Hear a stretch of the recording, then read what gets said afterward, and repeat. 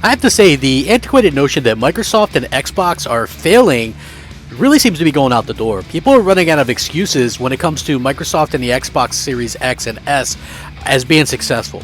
In a previous video, I already stated how the Xbox Series X and S are already the most well-received Xboxes and the best-selling Xboxes in that particular time frame. And in terms of even sales, which I know a lot of people like to hype up sales, when it even comes to sales, people are probably pretty shocked to find out that the Xbox Series X and S are now outpacing the Xbox 360 in what it was doing in terms of sales per month. So it's incredible when you think about what they've been able to accomplish. Now, for some strange reason, when it comes down to what Microsoft and Sony are doing, people are getting involved in a lot of different ways. And what I mean by that is we're seeing people go to extreme lengths to make it seem like, Microsoft is in the wrong, or Microsoft is doing something wrong, and especially when it comes to their Activision purchase or any purchase of developers. The funny part is Microsoft, being a company that's not even in the top 3 spots when it comes to revenue in gaming, should be allowed to pretty much buy what they need to compete and to better compete. They obviously weren't able to do that with their previous setup, and so buying new studios and publishers will only help them compete in a totally different way than what Sony's competing. So I don't understand a lot of the hubbub, but I do want to get into this announcement because it really showcases what Microsoft is doing and how they're pretty much kind of pissing people off along the way. Hey everybody, I'm Crap Gamer. This is Crap Gamer Reviews, back with another video. This is the home of your favorite place for gaming news, reviews, and all that kind of stuff. I really do appreciate each and every one of you if you take time out of your busy schedule to check out one of my videos. And if you do check out my videos, please leave a like. It helps the video to be seen, and it helps the channel to grow, which is always important when doing these type of things. I put in a lot of time and effort, and it's much appreciated when you guys do this kind of stuff. So, first of all, we know the Xbox is selling incredibly well.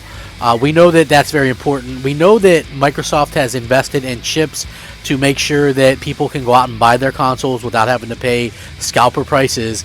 And I see a lot of people, a lot of PlayStation fans, and this isn't everybody. There's tons of great PlayStation fans. There's bad ones too. There's tons of great Xbox fans. There's bad ones too. It isn't exclusive to one set group. But the interesting part is you do see some of these PlayStation fans go out of their way to talk about this FTC deal with Microsoft and Activision, and for some reason a lot of them are hoping that this thing falls through. Now, the Federal Trade Commission investigation into Microsoft's Activision Blizzard deal is likely to focus on consumer data, according to this new report, and both companies hold, and a potential impact on the labor market, according to the new report.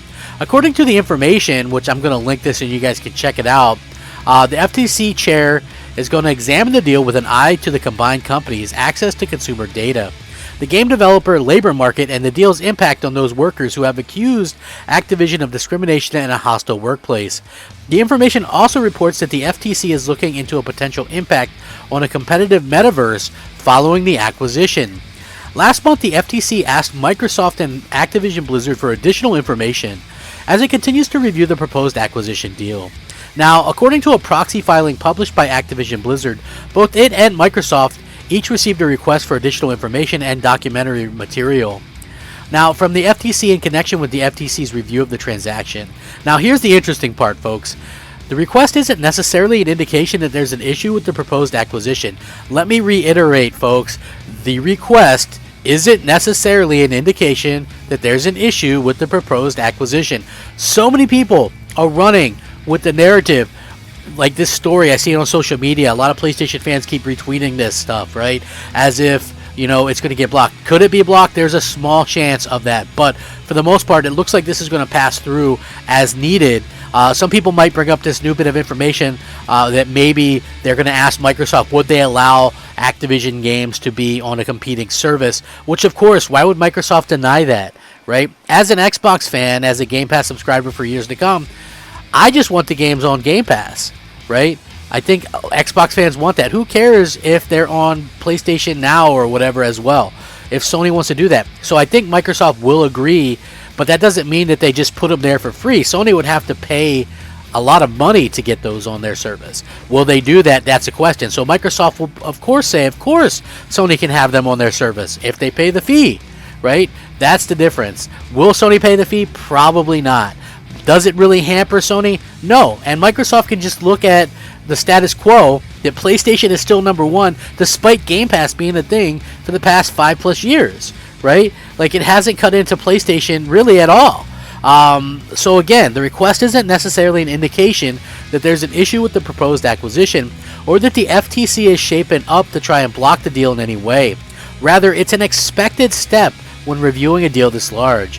If it's successfully completed, the Activision Blizzard acquisition will mean that Xbox will gain exclusive ownership of some of the industry's biggest franchises, including Call of Duty, Warcraft, Overwatch, Crash Bandicoot, Guitar Hero, and many more. The deal is expected to close in Microsoft's fiscal year 2023, but this is subject to closing conditions and completion of a regulatory interview and review.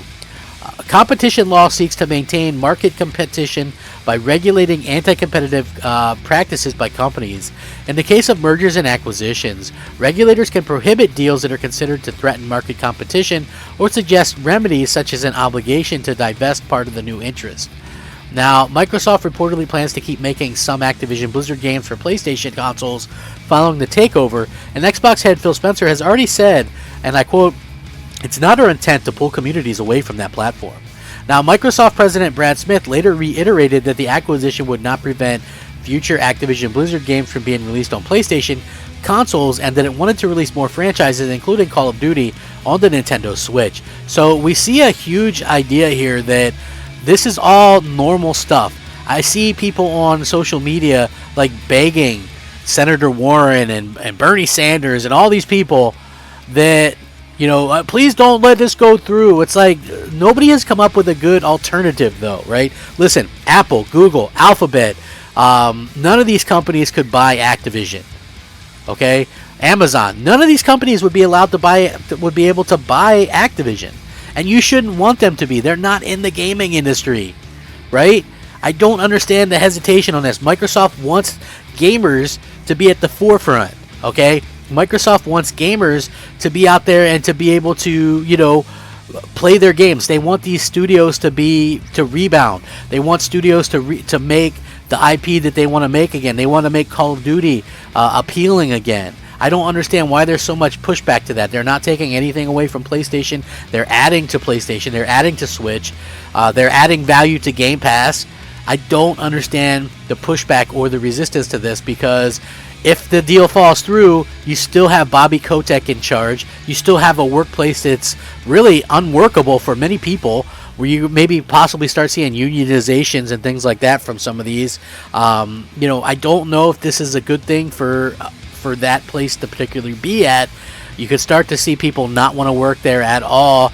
And again, you already have a situation where everybody at Activision only does Call of Duty at this point. If that's all you ever want to see is subpar Call of Duty games, hey, then continue to hope in one hand and crap in the other and see which one piles up faster. I can tell you it's going to be the crap. But this looks like it's going to push through, and it looks like, you know, the people that are hoping that it doesn't are going to be disappointed. I'm just telling you, don't get your hopes up that it's not going to happen, you know. So, with that being said, thanks for watching. Rack 'em up, fact 'em up, crap gamer 'em up. Thanks for watching again. Crap gamer out.